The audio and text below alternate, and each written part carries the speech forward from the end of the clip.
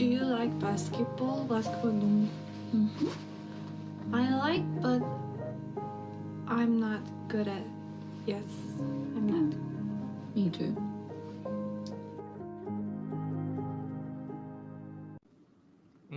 Hello, everybody. Welcome back to a full volume episode of the State of the League podcast. I am Jack, aka Yucks Joe. Start with me, as always, the world famous Pablo Escobar, the only NBA podcast that applauds Netanyahu in Congress. We would, yeah. I'm zagging. I'm doing what the people don't expect. Yeah, we're the only NBA podcast to do that. We were both there. We had to fight through droves of degenerate protesters who are just selfish monsters that want nothing but the world to descend into chaos. And we were able to give Benny a nice, good round of applause. Pablo, how you doing today? I was outside his hotel room last night, blasting a lullaby on my speaker. I was like, "Rest up for your big hearing. You gotta go in tomorrow and say, no, genocide's cool. I'm No, not. it's cool. It's just a war that I'm just winning really, really well." Yeah, I would love to be like, just like bump into him in the hotel. Be like, what are you doing here again? Like, why are you here? Like, and he's like, oh, nobody in my own country likes me, so I have to come here and appeal to your guys' money and leadership and all that. So yeah, just a great day in American politics. And John Fetterman wore a suit. Did you see that? Oh, did he really? Yeah, suit and tie with the jacket and everything. That's so pathetic. What a crazy downfall. He got the devil loser. gave him a stroke and turned him evil. That's crazy. Now he compromised all his values, and now his greatest value, which I respected as an anti-suit guy, I was like, yes, we need more people looking like garbage in Congress all the time. He forgoes that. He's like, I need to show respect to the. I'm fine with to foregoing the mass it. murderer of my time. I'm fine with foregoing it occasionally. But like all the pictures where his wife like clearly wanted like a nice night out and she like wore like a very beautiful dress or something and she looks great and then he's just standing there like hunched over in like Adidas slides and a hoodie to do all that, and then Netanyahu comes to town and you're like, oh fuck, okay, break out the iron, babe, this is big, I gotta make sure I look sharp for this guy. That's yeah, pathetic is a good word for it. That divorce is incoming once he's out of Congress next election. Yeah, if things change this drastically in public, I can't imagine how holy shit at home.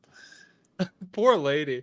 Because like, what if it is just like a complete post-stroke 180? Like his brain chemistry has been irreversibly altered, and so like she's at home and she's like, oh, I made you like yogurt with some raspberries that you like. And he's like, I fucking hate raspberries, you bitch. Why would you do that? Oh my god. Just yeah, I would wager the threads are wearing thin on that front. Guy who gets stroke becomes mean and conservative. I wonder if those are connected. Brain damage into conservatism, I guess. I don't know. I liked there's a section in Ripley's Believe It or Not, one of those where it was like sometimes people go into comas and they wake up with a different accent than they had when they got hit in the head. And I was like, oh, that's cool. That's like such a bizarre thing to have happen. But in his case, he woke up with, yeah, like a different standard for human life, I guess. I'm not exactly sure what synapse switched positions there. Maybe that happened to Clinton Kane, the accent thing. Oh, because he's Indonesian speaking Australian? He's from Brunei. He grew up in Brunei, but he was in Australia when he was a kid for like a year or something, and he says he just connects to that culture more. So except in private. Yeah. Except in private? Yeah, they say he's just full on American accent in private. That rocks. Oh my god. Well, good for him. Do whatever you want all the time. That's what I always say. Oh, excuse me. Oh my god. I just got my favorite salsa in the whole world earlier today. I got like a fucking pint jug of it at the store. And I ate probably half of it, and my burps Oh, have been spicy. Dude, it's so good. Oh my fucking god. It's heavy on the cilantro. That's what I like in my salsa. But yeah, I smashed like half of that, and I've just been having salsa eat burps since then. So what's the deal with inside the NBA? The NBA has announced their new deal with Amazon. Amazon will be carrying NBA games after the 2024-25 NBA season as so will that be like it's ESPN and Amazon like in conjunction with each other? Are they just stepping into TNT's spot or what's up? so first off, with TNT, they came out and said so they have matching rights with the deal, and Yes. so the NBA agreed to this Amazon deal. They came out like this week. They were like, "We're matching it," and everyone's like, "You guys are not matching it. You don't have money." You don't have But Amazon money. What the fuck? they came out and said they're matching it. And then today, the NBA came out and said they are not matching it. So we are moving forward with Amazon. But there's a lot of speculation that it's going to go to the courts because they do have the matching clause in their contract. And so I wonder if they are matching the total, like, is TNT matching the total dollar amount, but the NBA is looking for other things outside of other things of the partnership, like streaming stuff. And so they're going to say you're not matching our deal based on those fronts. Straight up, the NBA is done with TNT. They don't want to work with them anymore. They want Amazon to have it. So I don't know what's going to happen, but yeah. Then I read the full Athletic article where they broke down the pack. So Amazon, ESPN, and NBC. And there's like a full Okay. there's like a full breakdown on what everyone gets. ESPN still gets the NBA finals every single year. ESPN still has a conference finals every single year except one. So there's going to be 1 year where it's NBC and Amazon having the conference finals. NBC gets the All-Star game. Okay. I think, Which I mean that's cool. As we talked about with NBC, I mean this is a completely different regime, so they're probably like there's no reason to expect us to be as good at mythologizing players, but I feel like if you are the network that like that's the angle you take, that you like to build them up as like titans of the game or whatever. The All-Star game is like a cool spot to do that if they can kind of remedy. So do they get the entirety of All-Star weekend? I don't know. I would assume so. That would make sense. Because there's cool stuff in All-Star weekend. The Steph Sabrina thing was fun. There are like the 3-point contest is always fun, reliably. The All-Star game has been fun once or twice. There was a couple good ones. But yeah, I don't know. NBC getting that, I think could be cool. Yeah. And then I believe the Amazon package that TNT is fighting for, I believe that has the in-season tournament. So that'll probably be on Amazon. Amazon is planning on having Thursday night basketball like directly after Thursday night football. Okay. I don't mind it. NBC will have games on Monday and then 2 other days in the week. I forget what. But the Monday games are going to be Peacock exclusive, so that'll be annoying. What the I mean, everything's Stream East exclusive on this channel, baby. But so good fucking luck with that, Peacock. But oh man. And then yeah, so I forget what the exact days are. Like Monday NBC, Tuesday might be NBC. I don't know what days ESPN gets, but yeah, so that's how it's going to break down. I wish ESPN lost it. Who would you like it to go to? I'd rather have TNT than ESPN. I hate ESPN. Yeah, ESPN, it just doesn't feel like anybody in this space right now really understands like what fans want out of like showmanship or pageantry or theatrics around basketball. It feels like a lot of it, I don't know, like it feels like in pursuit of everybody trying to replicate inside the NBA, and how that is a show that kind of naturally became bigger than like a pre-game, post-game show. Like that was its own entity that people individually really cared about, in pursuit of making that their own version of that for every single network. Networks have really started to draw attention to like the personalities more than the sport of basketball and the players and the games that are happening. And I think ESPN is a pretty good example of that, because like nobody likes the like Stephen A, Josh Hart halftime shit. Yeah. With like the Chris Paul, yeah, Josh Hart guests, and is Michael Wilbon on that one? Yeah. Who is Yeah, that? Malika Andrews, Stephen A, Michael Wilbon, Bob Myers. Ugh. Bob fucking Myers. It's a terrible cast. And yeah, it feels like ESPN and other networks just kind of try to like force that in as like, oh, this is our version of the guys, but they're Mhm. not funny or entertaining, and they also aren't like giving super nuanced takes about basketball, so there's really nothing going for them. And I feel like that has just left the overall presentation of games in a very bizarre spot. They oh, I just got an alert. What is this about? NBA rejects Discovery, renewing Disney partnership and entering. Okay, I think that's what we're saying. Stupid ESPN. Shut up, ESPN. Yeah, We're trying to shit on you right now, actually. So can you just give us the platform? even their alerts are bad. No, they do literally everything bad. The studio show sucks. It has sucked the entire time ESPN has had the NBA. Even when they had Bill Simmons, it sucked. Like when he's talked about Yeah. like no one had any time to talk and stuff like that, and the chemistry's never been there. They've just always sucked at that.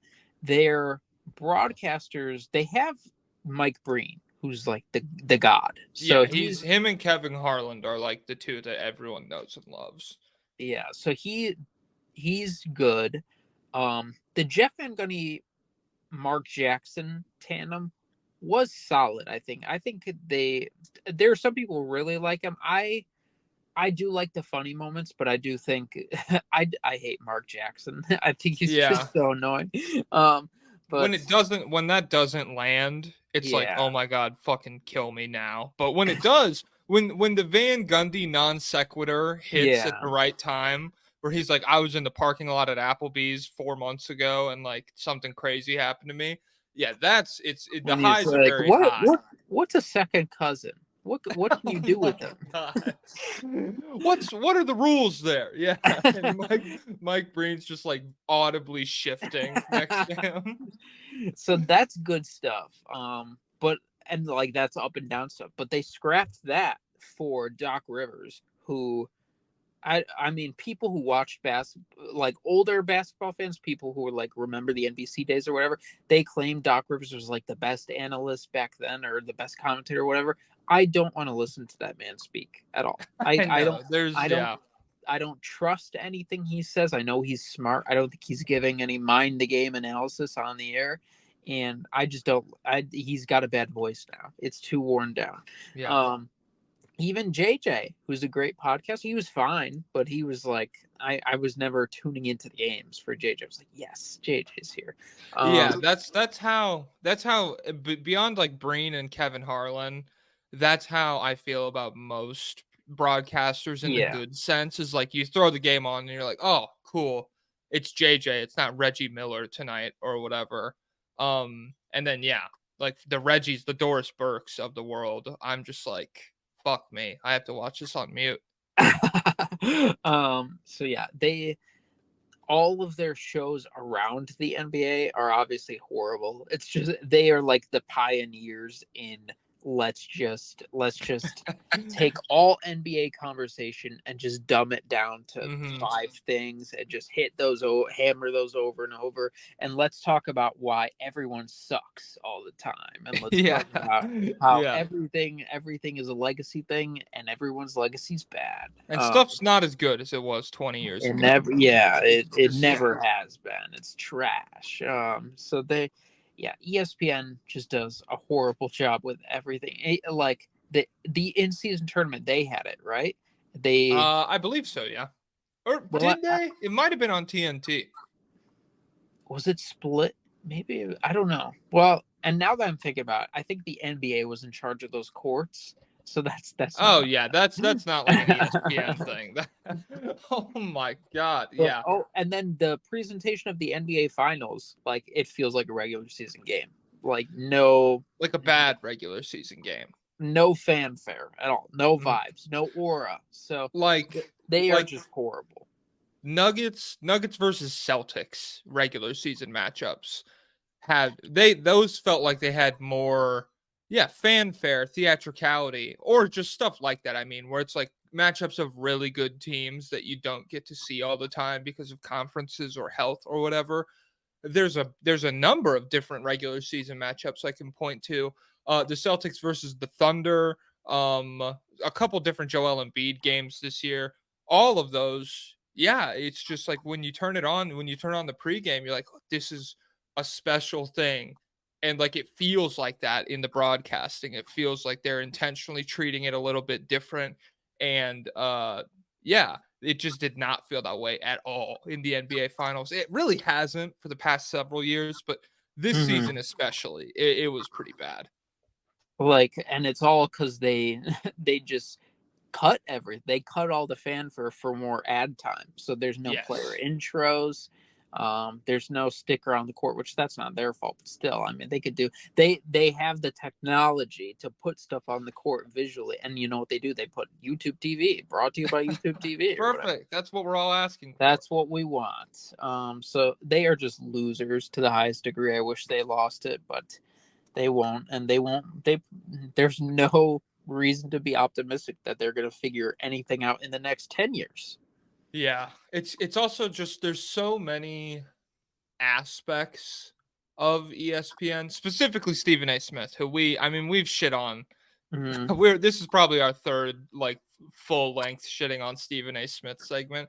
But like the fact that he is so entrenched in the bedrock of how ESPN covers basketball, uh the fact that he's just so nestled in there, that almost defines everything that comes after him in terms of like how they handle shit like the NBA finals and why stuff always turns into legacy debates, because that business model was so good for them, and they have just put him into such a, I don't know if it's like a real tangible position of power, but ostensibly from the outside it's like he's the He guy. talks about it as if it is. Yeah, like he says like he's the guy calling a lot of these shots and everything. And so for him to be in that position, that just feels like, yeah, like you mentioned, having expectations that shit is going to get figured out while he's running the show in any capacity. Um that's just delusional. Like they have their business model figured out for better or for worse, and I don't expect it to change anytime soon. And even he can be fun at times. Like we see the Hmm. clips from his like show where he's talking about Mewtwo and everything. Those Yeah. are so good. And there are obviously good moments from First Take, but then whatever they do, whenever he gets on that halftime show, it just comes across as annoying. So Hmm. Which they is can't even use him. Their main asset. yeah. And it's insane because the NBA, I feel like at least, is like maybe the most meme heavy North American sport Mm-hmm. in terms of like the online sphere and everything. So it's not like it's impossible. If it went wrong, it would be super cringe, don't get me wrong, but it's not like it's impossible for Stephen A to like be a little silly, not take himself completely serious during these halftime segments, and like, I don't know, toe the line between the Mewtwo shit and legitimate basketball coverage.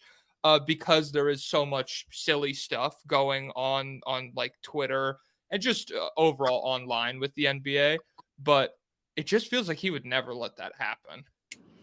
Yeah. I just remembered one of the games. So NBC will have a Sunday night game after football's done. So that'll be Okay. one of the things. All right. Well, I mean, until we see it in practice, I'm not gonna I'm not going to laud NBC, and I'm not going to dunk all over them. I guess it just kind of is what it is right now. If this is the end of Inside the NBA, yeah, I suppose that's the end of an era. Really, that's one of like the few remaining like really high quality television NBA shows. Oh, someone calling me right now? Oh my Oh, fucking god. My bitch sister. Holy shit. I just realized I have screenshots of the full packages for each network. So Oh here's yeah? here NBC, yeah, Peacock on Mondays, regular NBC on Tuesdays and Sundays. NBC will have the All-Star game and a full slate of playoff games. What's a full slate? I would assume that means they're going like every other game, every 3 games throughout the entirety of the NBA playoffs. Okay. And they're going to have 6 conference finals over the course of 11 years. Damn, 11 years. That's a long time, man. ESPN's going to have the finals every year, conference finals every single year except one of the 11 years. Mhm. And yeah, that's all it says for them. With Prime, they're going to have 6 conference finals, full playoff slate. The play-in games will be on Prime. Okay. A regular season package highlighted by the in-season tournament and Thursday night basketball after Thursday night football. So that's what we're rocking with. Huh. I'm not furious at that setup. I think I'll be looking forward to what the play-in games have always felt like they exist in like a mysterious third space to me. We're not tracking those stats. Yeah, like the stats aren't real.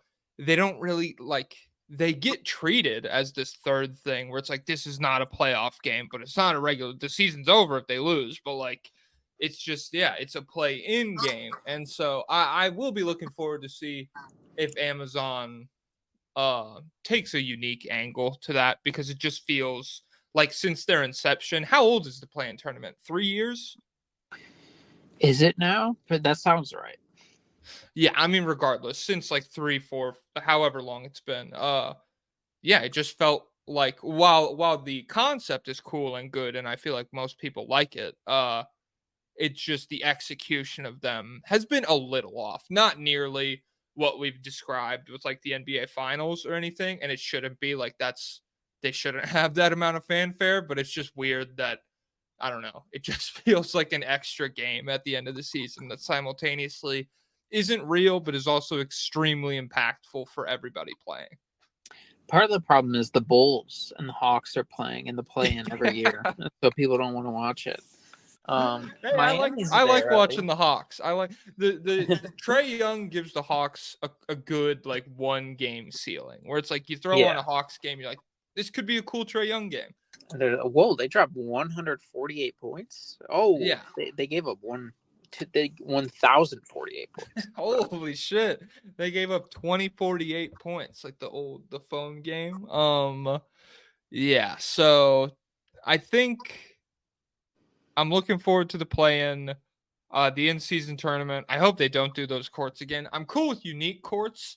I think you can make them understated and still have them like achieve what the Yeah. NBA was trying to do And last year. again, why nothing for the NBA Finals? We saw you do the most for the in-season We tournament. saw you do way too much for some yeah, for this thing that you're just fucking trying to get on off the ground. And yeah, conversely, what is supposed to be the pinnacle of your fucking sport, you're like, all right, thank you, Stephen A. Here's a YouTube TV commercial, here's an Amazon commercial, and it's tip off. Boom, here we go. Let's ask Michael Wilbon what his thoughts are. Guy who has had the same thoughts since 1994. Yeah. Adam Silver's trash. I wonder where who was Jamal Crawford calling games for? Because I really liked him. TNT. Okay, well, I hope somebody picks him up then, because I thought he was very like. It's always interesting when you see somebody very tolerable spring onto the scene, and that was good. I liked him. Springing onto the scene, a guy who is okay. Is okay. Who doesn't make me want to fucking die. All right. I've been calmly keeping timestamps off to the side here. Whoa, he's evolved. Yeah, pretty professional. What can I say? White All right. girl's evolving. Tweet that, guys. 10 million likes. White girls are evolving. All right. Speaking of evolving, speaking of things in their early stages of evolution, today. Speaking of that guy in X-Men First Class whose power was to Don't adapt, get me started. and then he Oh didn't my god. adapt.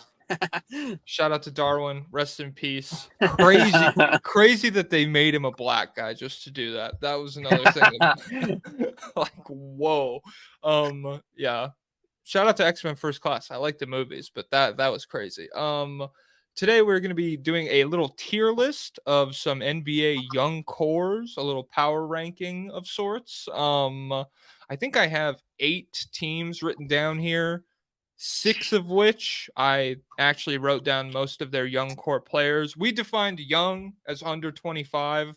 So there are some fun near misses. And this does put the Oklahoma City Thunder specifically in kind of a weird spot.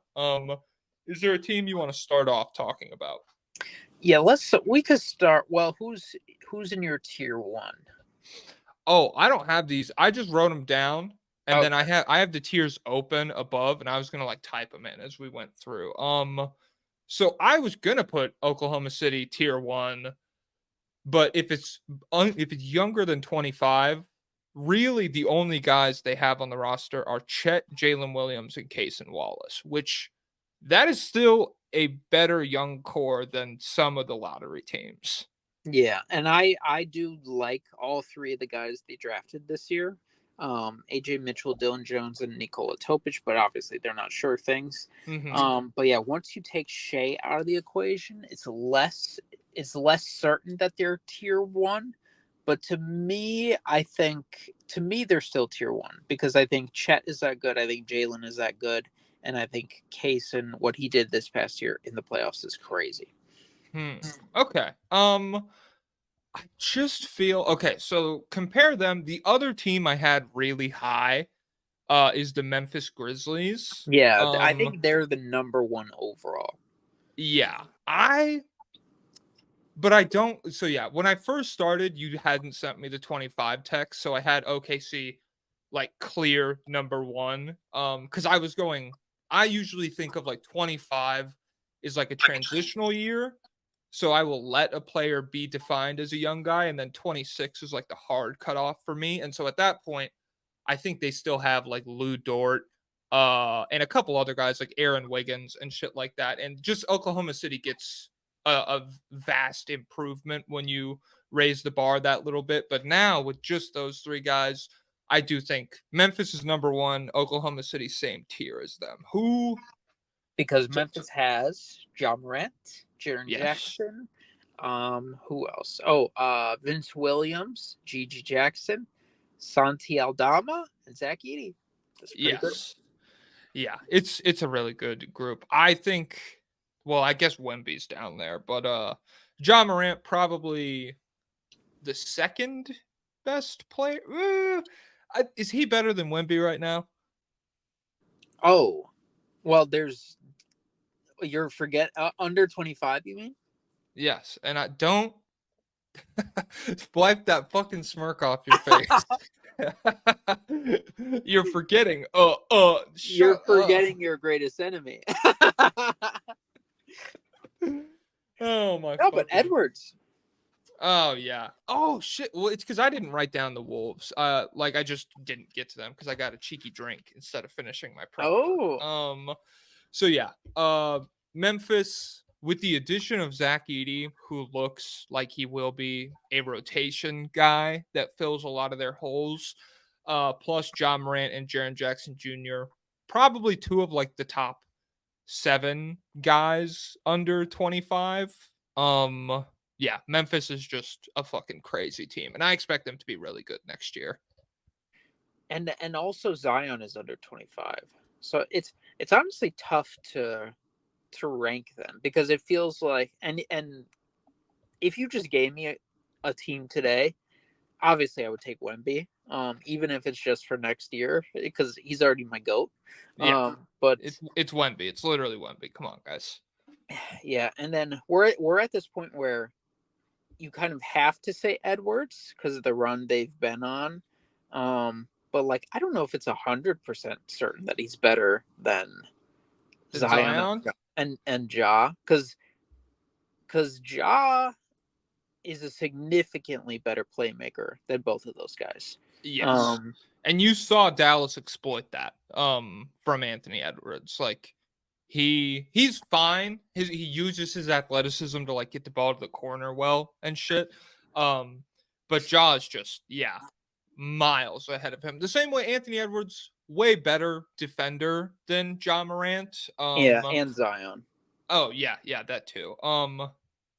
But yeah, there are pros and cons to each player. I wouldn't necessarily. I just think Anthony Edwards is at like the point in the young player cycle that Ja was at like 2 years ago, where like they kind of explode onto the scene, and then you get a sick ass playoff run out of them where they kind of exceed your expectations and everything. And like at that point, people like the aura that Ja used to have before like all the gun shit before he missed his full season, he was on top of the fucking world in that regard. And so I think Anthony Edwards really really good. I would still call him the best out of those three players, but people acting like he's like a separate tier from those guys, I think that is kind of a what's it called, recency bias thing. What makes it so hard is that his first half of his playoff run, he was a tier above, and then the second half, he just cratered back to earth. But it's just hard to overlook the good stuff. And so like that second half, I feel like Zion's rim finishing ability is just a more consistent scoring well to go to than anything Edwards had. And like he really struggled in those games. But like then there's and he's a better passer than Edwards too. But then defensively, Edwards gaps him. So I don't know. Those guys are all. I do feel like they're all in the same tier. Yeah, but regardless, Memphis as the comprehensive young core compared to, I mean, Minnesota, they made the Gobert move. They abandoned the concept of a young core and everything, and then the Pelicans. They do have Jaden McDaniels is under 25. Is Nas? Nas Reed is, and then Rob Dillingham. So they have a pretty solid one. They're up there. Yeah, I don't know. I'm just saying I do like those guys, and I mean I think they honestly probably give some of the lower tier teams a run for their money. I just more so mean in like the traditional like the spirit. Yeah, the spirit of rebuilding a team and developing a young core and everything. So I would put Memphis tier 1. I would put Oklahoma City tier 1. Orlando. How do you feel about them? Yeah, I had tier 2, but I could see arguments for tier 1. So Paolo, everyone knows how we feel about Paolo. Suggs from I reignited it on the timeline today. I got a lot of people mad. Well, because one of the guys from the Pick a Side podcast was like, he put a poll being like Franz Wagner or Scotty Barnes. And I quoted it and I was like, the real question is Paolo versus Scotty Barnes.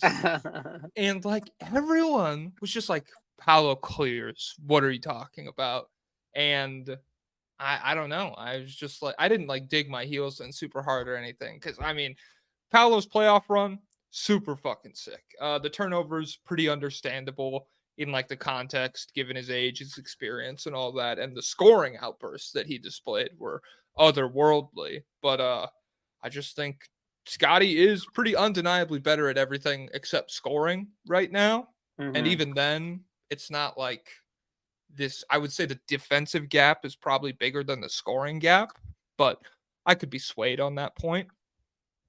I think, yeah, I think just to a lot of people, Paolo's literally LeBron because he's big. Like people who don't look at the stats too closely or don't like,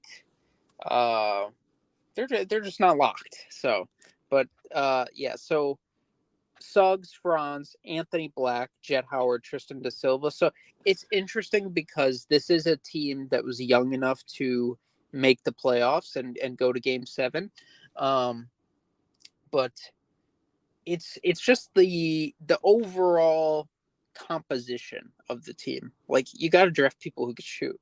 Yeah. So that's what's holding it back. And then obviously we're coming off the worst season of Franz's career, so that makes it harder to place him too. But yeah, this is a great young core. Yeah, that sums up my thoughts pretty well. I like Franz, and I think we will see something better from him next season. Better is like a pretty low bar. He wasn't super effective offensively this season, even though I think he was like pretty impactful defensively. Obviously Suggs, and I think Cole Anthony was pretty underrated on that end. Jonathan Isaac, they have better defenders, but I think it's not like he was just existing out there. Like, he was playing. Oh, Franz is a good defender. Yeah. And so I think maybe the 3-point shot, can we get it to 34%, Franz? Come on, man. Wait, we got to shoot higher with that contract.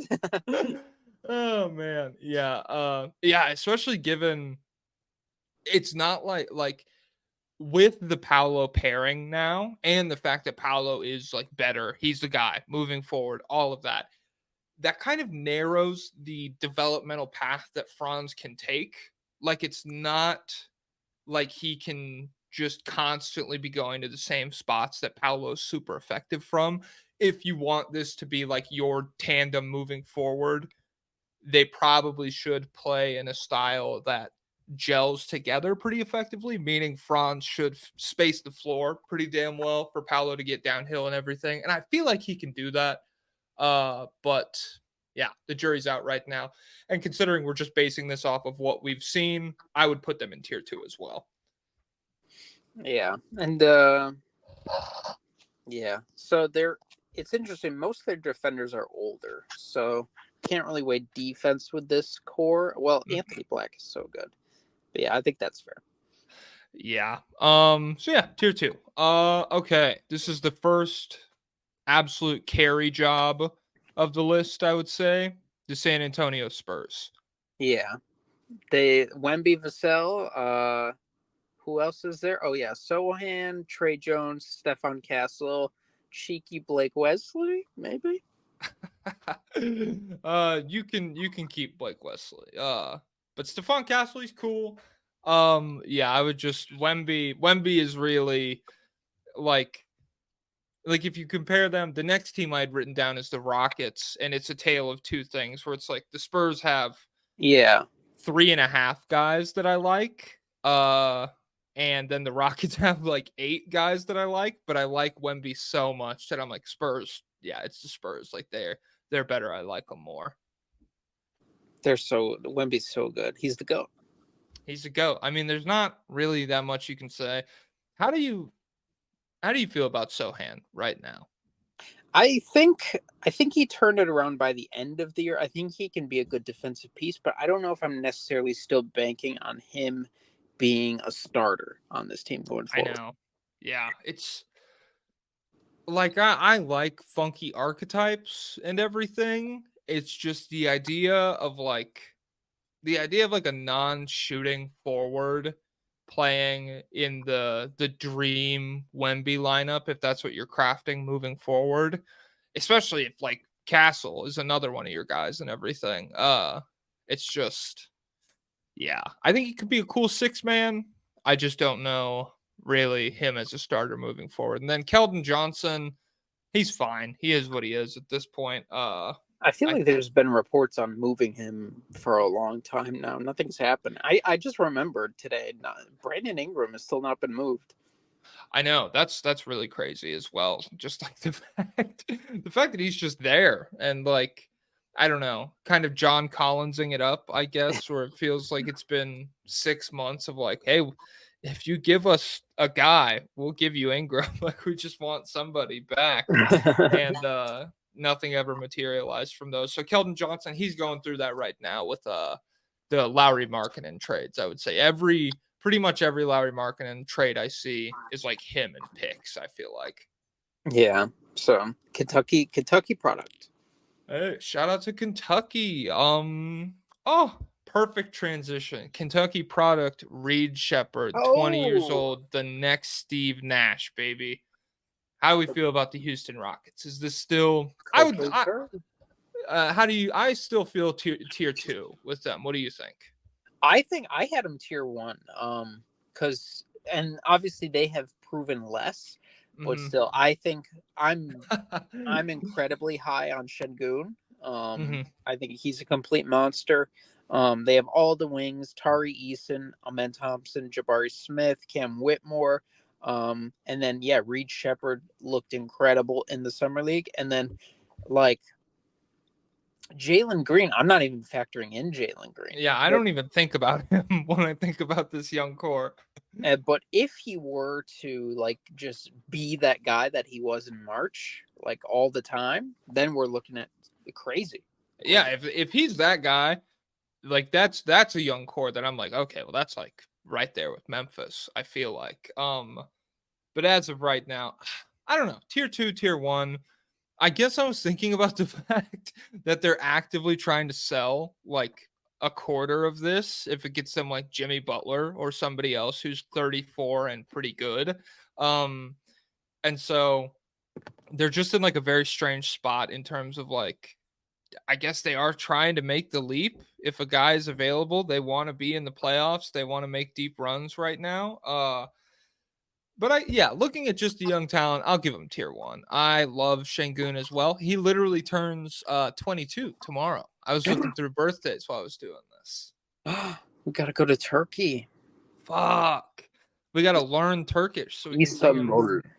Happy Turk Day. Amen Thompson, super sick. Jabari Smith, super sick. Jalen Green, like we talked about, question mark. Yeah, I'll give him tier 1. So I feel like that's who do you want to talk about next? Let's see. How about how do you feel about Indiana? I feel all their main guys are still under 25. So what does that give them? Halliburton, Nemhard, Neesmith, Shepard, Isaiah Jackson, Jarris Walker, Mathurin.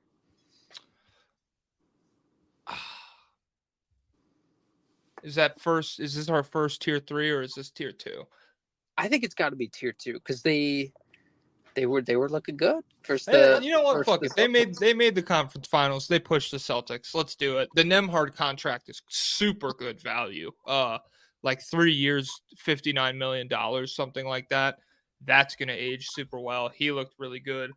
Neesmith, there was like a delusional moment before KCP walked on Nuggets Twitter where they were like, oh, maybe like a sign and trade. We get Neesmith back from the Pacers, and like one guy said that, and then obviously like that's something people want to hear. So everyone's like, oh yeah, this is it. This is what we should do. This is the move. And I'm like, that's not a move. Indiana would never do that. You guys are stupid. And yeah, it obviously didn't work out that way. But Neesmith looked super cool in the playoffs this year. Halliburton, I wonder, what do you feel like? So is the reality of Halliburton like Trae Young caliber offense? Is it that first like 3 months that we saw, or is it more so like a blend of that and the post hamstring stuff? Well, I'm choosing to be more optimistic, and then even if it is closer to being the playoff guy, I think there's clear pathways for that guy to still be an offensive superstar. And so it's interesting because they were the best offense like ever with him, and then they were like the second best offense ever without him or something. So they were still going crazy. But yeah, I'm still on the higher end of Tyrese Halliburton. Yeah, I agree with that. I think would you have him in the same tier? What if I did today, like right now, you're drafting a team, you have first pick, Paolo or Halliburton? Oh man. Um, I think I think I'd probably go Paolo for all of our critiques of him and everything. But if Halliburton, if he's like 75% of that guy he was for the first couple months, if that's him, I think that's a better player than Paolo is. Mm-hmm. Yeah. So I would take Halliburton right now because I'm leaning more into just the shooting is elite, the Mhm. passing is elite, and then defensively he's a disaster. But he he is so fucking yeah. bad, dude. And he's six. Oh, Pablo left. Everybody, I'll miss him dearly. I was just gonna say that. I was just gonna say that. Oh, I was just gonna say that Tyrese Halliburton is 6'5", and so Oh this idea that like Trey's bad defensively because he's a speck of dust by NBA yeah. standards. He's microscopic. Halliburton, it's not like he's an athlete or anything, but he has tools and he's just like, yeah, a fucking nightmare out there for them routinely. And to the point where it feels like Matherin also really bad defensively. Um and like you just can't play both of them at the same time because it hurts you too much. And so like that almost fucks with the lineups and like your overall offensive output. Yeah, and I think he was a decent defender in college. It's kind of weird, but I think yeah, when it comes to like Halliburton, Trey Young spectrum, I think like he has a greater chance at being an on and off ball monster, Yes. and so that's why I would give him the edge here. Yeah, he's super like Steph is obviously the standard for an off-ball player, and I feel like we've gotten so accustomed to that standard that seeing somebody who leverages like off-ball rapid passes the way that Halliburton does, which like it's not like Steph never does that, but that's like one of the key components of Halliburton's off-ball game is the fact that like he can catch it in motion. And if a guy is open for a layup, back cut, dunk, whatever, he's really good at like hitting those guys. Mm-hmm. Yeah, it's just like it's a cool different kind of off-ball movement that we're not super used to in today's NBA. So yeah, I fuck with Halliburton a lot. Are we giving him tier two? Yeah, that's fine. All right, get out of my face. Oh my fucking god. I'll let you take lead again. Who do you want to do? Pelicans. How much heavy lifting can Zion and Trey Murphy do? They have Uh, Zion, they have Trey, they have Jordan Hawkins, and they drafted Eve Misi. is Herb Jones 25? Yeah, because Son of a he was a bitch. 4-year college player. God. Okay. Yeah.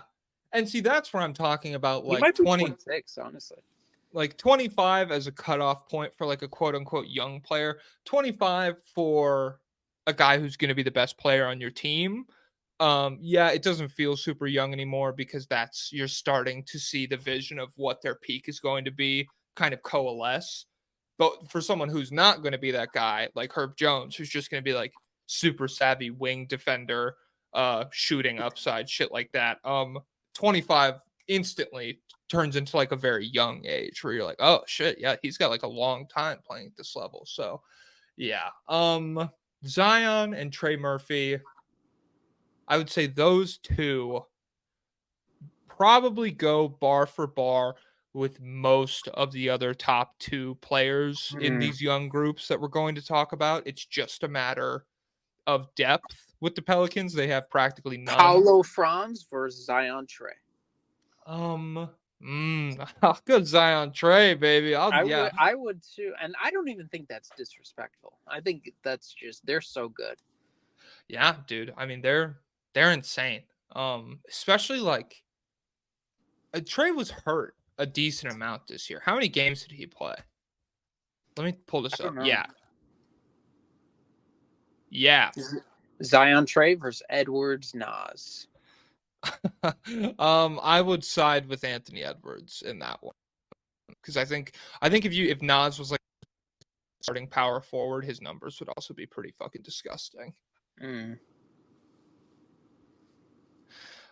He played 57 games this year. Okay, that's not insane, but yeah, I just think he not expecting like a ton of growth on the ball for him. Are you? Not really. I think maybe, I don't know. But the shooting is elite and the defense can be really high level. And maybe there is more. So ultimately, I feel like he could be like a super Klay Thompson type guy. Well, I don't know. I don't know. He's kind of Super hard. Michael Porter Jr.-esque. Yeah, maybe. Maybe. Well, I don't know. I got to look into his creation stuff because there was some, and he is so long. So yeah, I don't know. But I just He feel like he's really flashes good. it like, yeah. Yeah. I mean, when he's out there, good shit happens, regardless of like whether or not he develops on the ball. And he does flash cool stuff. Mhm. Taking because he's so much more agile than guys usually are at his size. And yeah, he could take kind of clunky, not coordinated guys off the dribble. But if he was just going to be like the Pelicans' second creator, and like teams were throwing that caliber of like dribble defender at him, I think he would probably start to struggle a little bit. But yeah, the shooting rocks, the defense rocks. They drafted Yves and you said Jordan Hawkins. Yeah, they had him last year. Remember, he's Yeah, great yeah. I'm shooter, poor defender. He poor. came out and said, "Man, I was bad defensively," or something like that, or someone did. Yeah. I'm not locked into Yves' film, but I do remember Jordan Hawkins was cool. To be honest, I liked Dyson Daniels more than him. Who did they? But Oh yeah, Dejounte. yeah. And so I mean, we'll see on that front because so you have DeJounte and CJ. I wonder how much run Jordan Hawkins is really gonna see. Uh I don't know. But yeah, I think I think Trey and Zion again go bar for bar with a lot of the high end pairings. It's just the depth. It's just the other guys around those two. What so is that tier 3 are we thinking? They could be tier 3 or tier 2. It's just I don't know how to place it because it's just high end versus depth. They have no depth, but they have two high end guys. I'm going to put them tier 3, I think, cuz if we're thinking like if Zion and Trey Murphy can lift nothing into tier 2, then I have to re-examine Wemby. Like, can Wemby lift Sohan into tier 1 at that point? Well, Wemby's the GOAT. Not yet. He's not.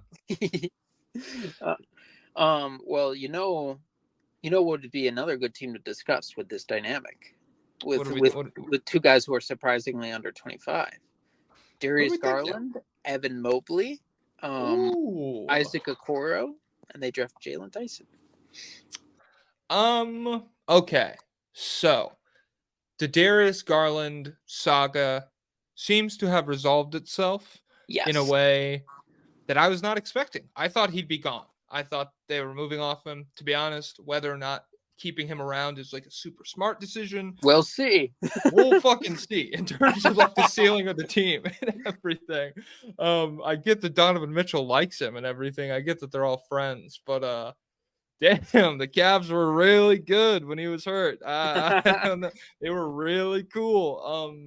So yeah, with that being said, I don't necessarily think he's half of a pairing that's going. I think most other teams' second best player is going to be as good or better than he is when we're in discussions like this, except for when you get to like the real fucking bottom feeders. But Evan Mobley, I like a lot. I like him a lot. I thought he did pretty well in the absence of Jared Allen. I thought you got to see him flex his rebounding ability a little bit more. I thought he upheld the defense fine, although I think him and Allen out there at the same time still would have been better. And I think Allen right now is just a better defender. But yeah, I don't know. I think part of the weird thing with the Cavs right now and the whole pairing is just like sometimes you sit back and you're like, are we just hoping that Evan Mobley becomes Jared Allen? Like, is that feels like it would be like a good result for him at this point? I think they're banking on more. Yes, I feel like they're banking on more, but sometimes when you watch like the lows of Evan Mobley, then you're like, okay, well, like in this scenario, it feels like if he turns out to be Jared Allen, that would be like good. We'd be chill with that. But the Cavs want him to be more. Absolutely. Yeah, this team is different from the Pelicans, I think, in the idea that like Zion can be a theoretical number one. Like even with Paolo, the theoretical outcome you could see number one scorer type guy. This like they feel pretty pigeonholed into being supporting players, like Evan Mobley as your best defensive player, but then just like a play finisher on the offensive end, and then Garland like a maybe even third option on offense at this point, just like a floor space. Well, I don't know. Some people are still really high on the playmaking, but still just a supporting cast member. So I think next year, there's a couple guys on this list where you talk about next year being like something somewhat of a make or break year. There's a couple guys earlier that I meant to bring up, but with like Garland, with the jaw injury specifically, how long it took him to come back from that, and how that affected his weight, his a bit like his physicality in the paint and everything, which was already bad to begin with.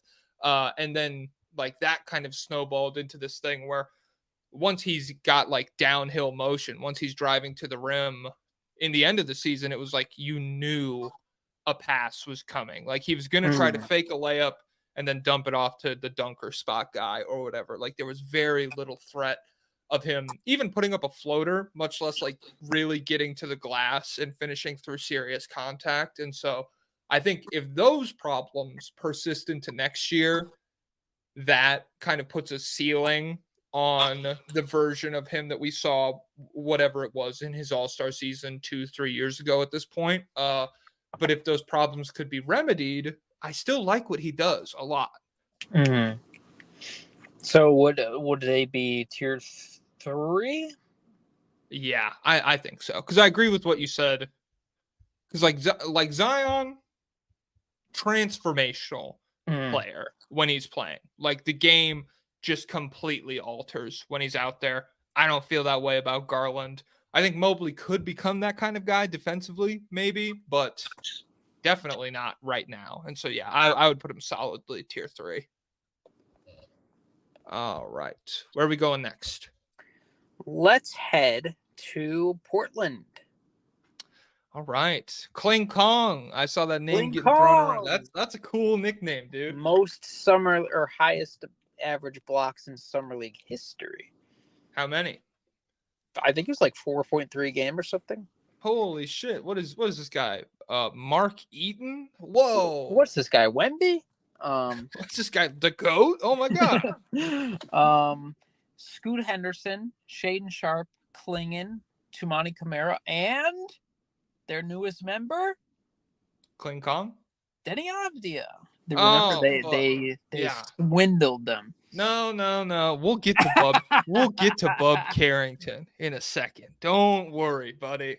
They swindled him. Oh my god. And I'm sure he's super fucking bummed he couldn't be in DC when Netanyahu pulled up. Oh my god. Oh, okay. We were saved. We were as the Denny Hive. We were saved from an optics nightmare. Dude, it's just like it's waiting to happen. I don't know. I don't like. First of all, most NBA fans don't give a fuck. But second of all, just like I don't understand how like the picture of Draymond shooting the sniper with the IDF is everywhere. Meanwhile, Denny was actively in the IDF for years while being like this highly scouted NBA prospect. Like people knew he was going to the league, and there's not like a bunch of pictures of him in uniform or stuff. Was he there for years? I think he was there. I mean, the minimum amount of time, whatever it is, like a year. Yeah, like it's not like he was fucking Hitler's youthing it at 15 or whatever. So like, yeah, you'd think we would get like a yearbook where the quote is like "destroy them all" or something like that. But we've avoided everything so far. So we'll see what happens. And Portland is like, that's probably the one city where he could like walk around in public and someone would throw like the rabbit Oh. blood on him and be like, "You're complicit. You're an IDF soldier," and he'd be like, Yeah. "What?" So Yeah. we'll see what happens. It's a ticking time bomb, but for now we can I mean, that express is our Denny fandom without scrutiny. that is a bullet dodge because you know he was taking a picture with Benny. He was getting Oh, flicked up. Oh my he god. could have stayed at his house. Oh, Yeah. So okay, Denny is pretty good at basketball. And then it's who? It's Sharp, Simons, Klingon. no, not Uh Simons. He barely missed the cutoff. oh shit. That kind of gives them a Mhm. big hit. I like Simons. He would have been cool to have right under the wire. Mhm. So I think what we're looking for at this point here is what does Scoot Henderson look like? Like real NBA Scoot Henderson. I am giving him the wiggle room of like that was Darius Garland's rookie year last year. Yeah, Rookie point guards, it doesn't fucking count. not Especially canon. yeah, not canon. Who cares? So that is almost like this is a new rookie season for him. We don't have a ton of like tangible shit to judge his ceiling off of. With that being said, I like Sharp and I think Klingon will be good, but it doesn't necessarily feel like they have their transformative guy either. Like they don't have the Zion, the Wemby, the Yeah. Paolo, even really. So I don't know. It's so what I like about their core is I think Klingon has the potential to be transformative defensively. I think Mhm. Scoot and Sharp have the potential to be transformative offensively, but we just don't know. It's too far from a sure thing yet.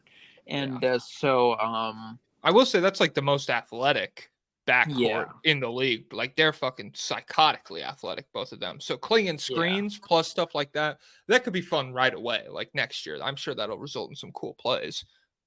Yeah, so I see the glimmers, but it's hard to. They've just shown there's nothing tangible yet. So Yeah. that's the dilemma starting against Bowen.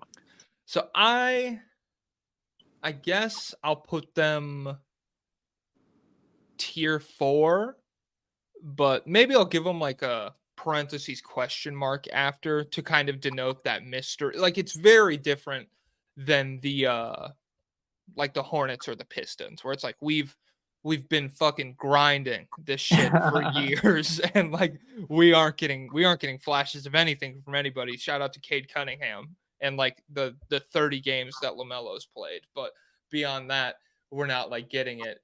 This just happened for Portland. We just got here, and so I think there's a few more teams like that. But yeah, tier 4, I would call them. Or do you want to go even lower? No, I think that's fine. Okay. Tier 4, and I'll give them a question mark. So who would you rather have, Charlotte or Detroit? So Detroit. Detroit. LaMelo versus Cade. I mean, I think it's partly LaMelo versus Cade, but Charlotte just has very little depth to go along. Like Detroit has. So Detroit right now, it's Cade, Jaden Ivey, Asar Thompson, Jalen Duren is the guys I wrote down for them. And And Beat Stu is 22. oh wait, did he get traded or no? I don't think he got traded. He was speculating. I mean, he's John Collins again, just like he speculated constantly in a ton of shit. Yeah, It's I was shocked insane that he's 22. I was like, he's gonna be in like 7 years when he's 29. People are gonna be like, I thought he was 40. Yeah, he's gonna be. I remember, was Taj Gibson like that back in the day when he turned 30? People were like, "Holy fuck!" Like he's been around. Or maybe it's Steven Adams that I'm thinking of. That's Yeah, it's definitely Steven one. Adams. Taj is the opposite spectrum because he was drafted in he came into the league super old, so he was like surprising. He's like Buddy Hield. Okay, yeah.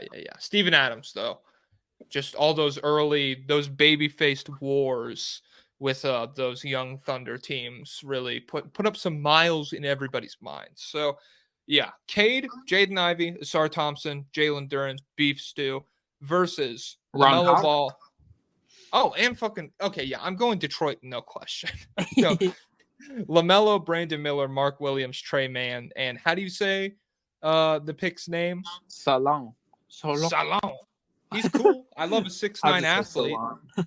Salon. And JT Thor, South Sudan's own, demolished Team USA. Pull up 3 over LeBron right in his fucking eye, baby. Is this your king? Oh my god. Yeah, I'd rather go Detroit. I think Cade is about as good as LaMelo is offensively. And I think he's way better defensively. Like I think Cade could like impact a high level defense right now. It's just Detroit has nothing there.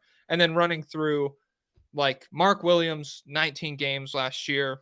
I think he could be better than Jalen Duren, but I don't expect like world changing things out of either of them. Mark Williams does the stuff I like my role player centers to do better. Like he's a better rim protector. Feels like he's a more impactful rebounder, even though Jalen Duren's a fucking double machine. And yeah. And I also like Thompson more. Yeah, Cade. This year's make or break for me with Cade. Like, if he's still bad, because he's kind of like he's bad. I think he's bad, but you think he's bad at like basketball? Well, not like straight up bad, not like Vucevic bad, but like that rocks. That's your go-to. If he was going to be a franchise player, even despite the circumstances, I don't think it would be as bad as it is now. Like the turnovers were really bad. Like they weren't all just circumstantial. Oh, I'm getting stuffy nose. Hold on. Yeah. I mean, I get what you're saying, where it's like he was at like 5 for a long time during the season, like 5 a game, to the point where like we're like 2 months in and he's like 4.7 turnovers a game or something. I forget what he finished the season at, but yeah, those were not all just like it's not like Caitlin Clark. Like when you watch Caitlin Clark averaging like almost 6 turnovers, but it's like her teammates are dropping everything. Yeah, the ball is flying right through their hands. Yeah, and she just has to do everything. Like Cade, like it was bizarre. When he went through his turnovers, it would be like him just throwing the ball into defenders because he thinks like, oh, he's just not going to reach for it, and he just deflects it. It's just a lot of really bad. Like I don't know if it was because it's his slow play style that like worked all throughout high school and college and stuff, but a lot of bad. But he's not Luka, so he's not like, bigger than everyone anymore. And then the shooting has not happened. And then he's just not very explosive. So what was his 3-point percentage this season? I think it was pretty bad, right? He was a pull-up god. I thought he was at like 37%. I don't know. I mean, I remember that being like a big part of his draft profile, but and he's not a guy with the burst to like consistently get to the rim in the half court. He's got to win with like craft. Yes. 35.5% on 5.4 attempts per game. Most of them self-created. That's better than I think that got better as the season, like I think it started pretty bad. And then as the season progressed, he got better and everything. Yeah, I don't know. I don't have as big of concern. Part of it is just like I don't know if he's the number 1 guy in Detroit. I just feel like he's a guy who will stick around there. Like I feel so if they draft are you 100%? So he signed like $270 million extension or whatever. Like, are you 100% he'll live up to that value? Maybe the salary cap spiking, guys. So maybe in that sense, but yeah. So 5 years, 270. You said. I think that's what it was. Something like that. It was 200 something. Yeah.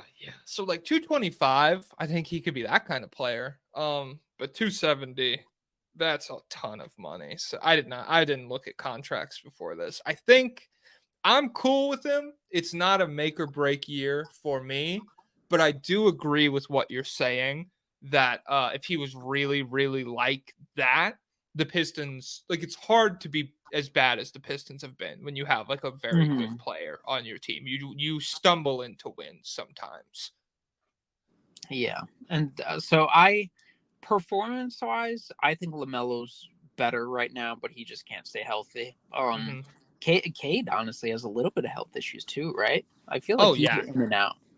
he played 12 games last year, and then this year it just took him. I thought if I remember correctly, he missed like the first 15 games of the season, or maybe a stretch right at the beginning of the year. Oh, That's there was a stretch in there. I think it might have been right in the middle because remember they like won a game without him or something like that, and people were like he's a fraud or something, and it's like I don't know.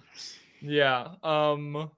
Yeah, so like what defines the Pistons season in my mind to me is the fact that like I don't think was Cade good for the entire losing streak? Was he like playing? I feel like that's There not the case.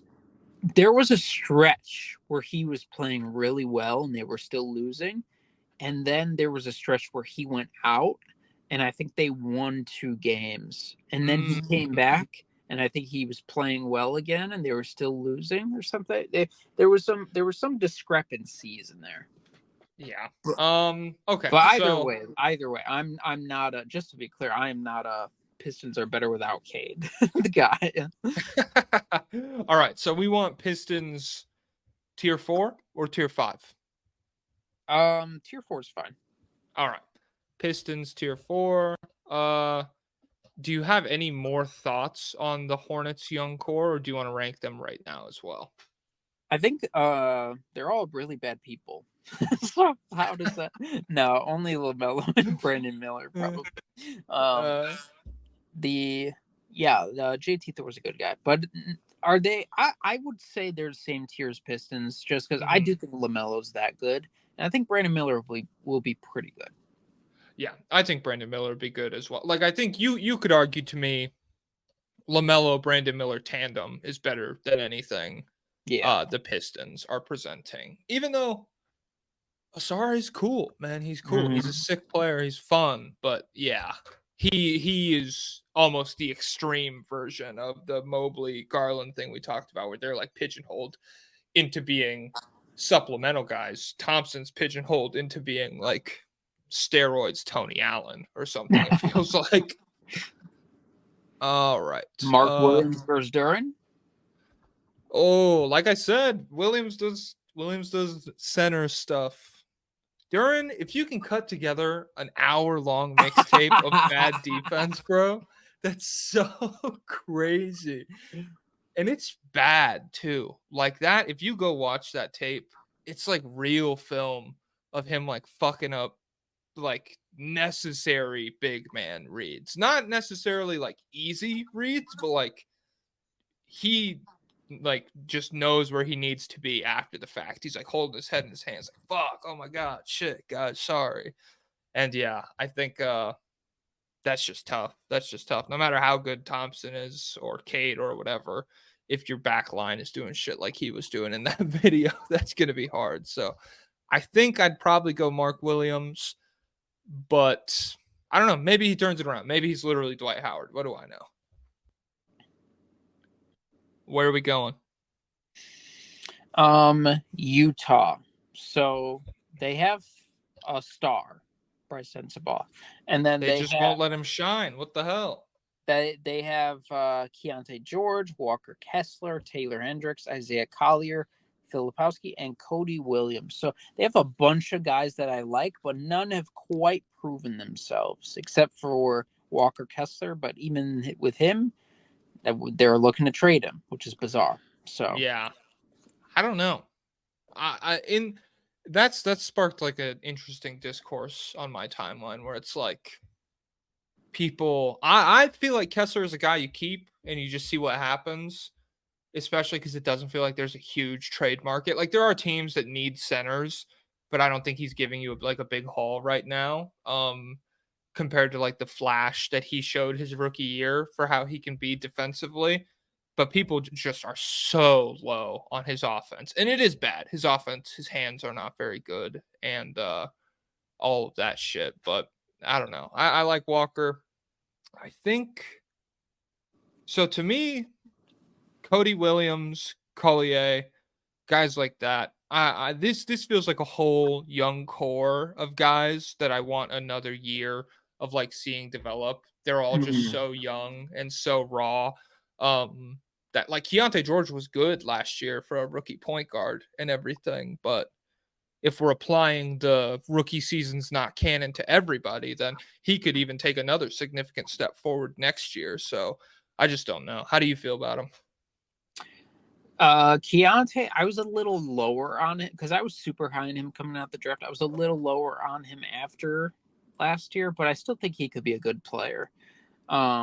But yeah, they're kind of like the Rockets, just without a Şengün. And I actually, they're less proven than the Rockets. So yes. I don't know. I just like all of them as prospects, but nothing is proven yet. Yeah, they'd be in the lowest tier. F tier? Well, not F tier, because we're not going to rank everybody. But well, I'm just saying I wrote down my tiers. I'll change them to numbers, but they was S, A, B, C, D, and F. So that's what are the Pistons? The Pistons are C tier at that point. Well, it depends on Bryce Sensabaugh, so your call. I mean, if you think I'll put him in if D you think tier. he's superstar, it's a C. But if you don't buy it, then he's D. I don't buy it. Utah, but I'll give him the shut up. I'll give him the question mark. Because it does feel similar to Portland. It just feels like we don't know enough about a lot of the team to make like a super hard judgment on them. There's just not that much of a sample size on a lot of the guys that are looking for contributions, and literally no sample size in the case of their rookies. So, all right, Utah, where are we at now? Atlanta, Jalen Johnson, Riza Okongwu, Kobe Buffkin, and it'd be Avit Krejci if I forgot this guy. Ooh, and Dyson Daniels. Oh yeah. Yeah, and he's good. He's a good defensive guy. I think I don't know. This feels like a team. Good. No, they're not good. Okongwu's I'd rather have Utah. Okongwu, they're a team that's looking for a center despite drafting Okongwu. Jalen Johnson is good. He's good. Yeah. He's a cool, wings are the thing in the NBA. He can shoot, he can defend, he can handle the ball a little bit. Riza I guess we'll see. He looked pretty solid in summer league. You saw the feel for the game and everything, but yeah, it's just like compared to some of the other names on this list, there's not a ton going on in Atlanta. So I'll give them D tier. Chicago Bulls. Pat, Io, and Buzelis. Io was another guy who the Nuggets Twitter delusion caught onto for a little bit. That one felt more tangible because the Bulls are stupid and were connected to KCP. Like I had not seen any Indiana KCP. I guess I'd seen a couple, but Chicago was like in there for him for a second. And so I was like, oh, yeah, sign and trade for Ayo Dosunmu. That could be cool. Yeah, I like him. I like Kobe. Matas, cool highlights, like we've said. A lot of dunks. He dunked the lob. He could literally do everything better than Riza and would beat him one-on-one as well. Riza is just a fucking weenie who won't play him. So, I mean, I know who I'd want. I'd want the tough guy, obviously. Dosunmu is starting a Labradoodle, I think, breeding business. I don't know how I feel about that. Dog breeding's pretty bad, right? So he's not going to have like a mill. He's not going to have a puppy mill, but he's going to get his 2 Labradoodles knocked up, and then he's going to sell the babies. So I don't know if that's good or not. He's very serious about it, and he did a whole commercial on. Go to his Twitter, you'll be able to watch his commercial where the dog is cooking eggs. The dog is driving the car. It's crazy. And he says like he lists all these traits that they have, and it's like this weird disease free, blah blah blah. So Yeah. Have you ever seen? I'll send you it the next time it pops up on my explore page on Instagram. There's a guy who like breeds pit bulls on Instagram. Maybe it's like Cali Bullies XL or something. oh, I He think names them like they're weed strains. It's oh crazy. Like uh like I don't know. It's just like this, and they're the most fucked up looking things in the world. Like that's the bad version of dog breeding. It's like it's this it's this like 3 foot long dog that is 6 inches above the ground, hitting like a plank position, and it's just like all bulging oof. muscle, and it's named like Tonka Trunk XD or something like that. Um, yeah, that guy's fucking insane. But if Io is passionate about it, respects animals, and makes sure they find loving homes, who am I to criticize the man? Because that's probably a bag. Labradoodles are pretty expensive dogs. In terms of how they rank, so them versus Atlanta, how you feel? Who are we talking about? Oh, the Bulls. Yeah, your forgettable ass team. I think Kobe's the best player out of the bunch. Honestly, just those players in a vacuum, I think the Bulls group is better. Okay, I'm on board with that. I I don't know. I want to watch more Jalen Johnson before the season ramps up because all of his physical stuff is so enticing. It feels like he has the capacity. I don't know. Whenever I'm looking at like wings and guards, my caveman brain is like, oh, the wing, he's tall. Oh my god, that's pretty cool.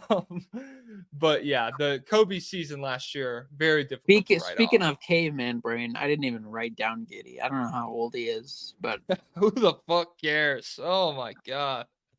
You're good. Like it makes them better that you didn't bring them up. Now I'm like, oh, Atlanta's looking pretty good down there. All right. I will put Chicago right between.